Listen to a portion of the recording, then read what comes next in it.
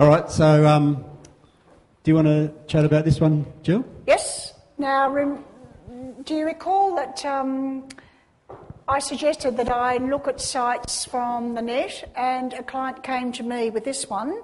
And so in one of our sessions that we had, it was purely going from, I found a site was the starting of the conversation.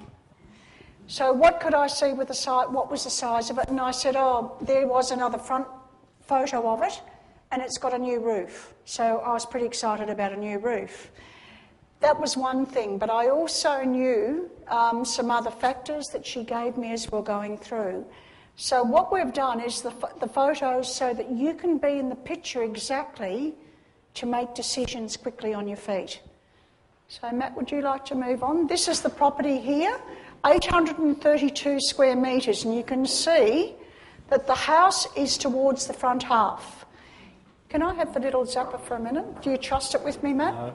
Go for it.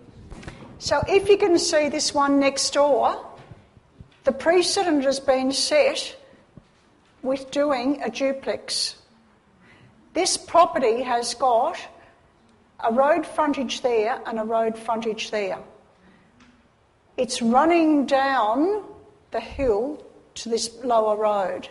So by putting a house in here, the stormwater isn't going to be a problem.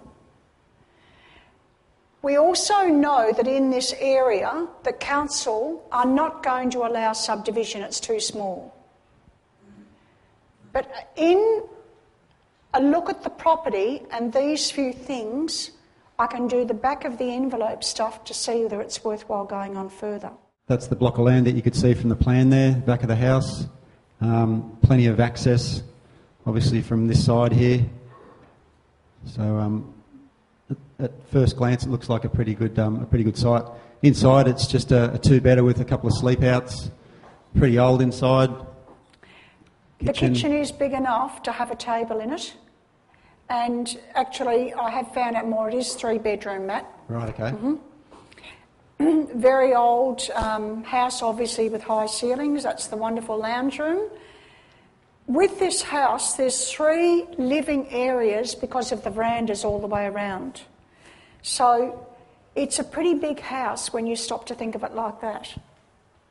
I wouldn't like to be painting it with a paintbrush, by the way. I think I'd get my apprenticeship with a spray gun. But it needs a bit of TLC, well and truly. If we did the front house, renovated it, put the back house on, renovated it, started it and sold it. Okay? So at that stage, where our back end is looking a bit, or our profit is looking a bit better. We've got 90 grand in our pocket at the moment, Matt, haven't we? Yeah, there's probably a few more options there, though, we could explore. What do you reckon? Think we've got a few more options? With the house of what you were saying, the second gentleman that came up, was about getting the person in with the rent to buy to do the work on it. If you were wrapping it, you could put it together, you could do the electrical work, the stuff that's important, but don't do any of the tizzying up. They can do that as part of their sweat equity to get in and earn more money into the deal. But it's to get people in who can't afford to get into the market under the normal 20% deposit. Is that explained? Yeah, that nails it. Mm-hmm. Any other questions? Because we'll move on, I think, from there. Yep. Have you found that exercise a good exercise? Did it get you thinking?